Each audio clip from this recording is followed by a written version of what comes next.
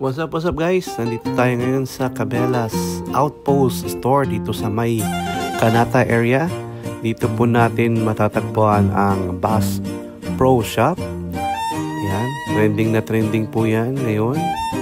Sikat na sikat po yan na brand.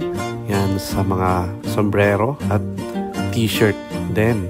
Alright, so ito po for today's video, papakita namin yan yung mga collection ng Bass Pro Shop. Ayan, may mga t-shirt po sila na pambata at pang adults na rin. Pero ang sadya po natin today is ang mga sombrero na to. Ayan, nakita nyo naman guys, borda po yan guys. At marami pong kulay na pagpipilian. Ayan, may yellow, may light brown, may red, may green, navy blue. Ayan, mayroon din pong light blue.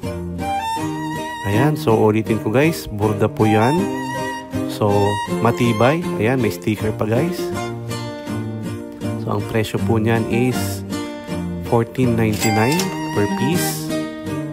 Ayan, ito naman po guys yung print version. Alright, so maganda rin guys. Marami din siyang kulay na pagpipilian. Ayan. And ito po ay mas mura compare po sa borda. Ayan, pero not bad din. Matibay din po yan guys. Kasi Bass Pro Shop yan. Natatak. So ang price na yan is yan nakita nyo naman na print lang siya. Hindi siya borda. Ang presyo niya po is yan, $8.99. So not bad.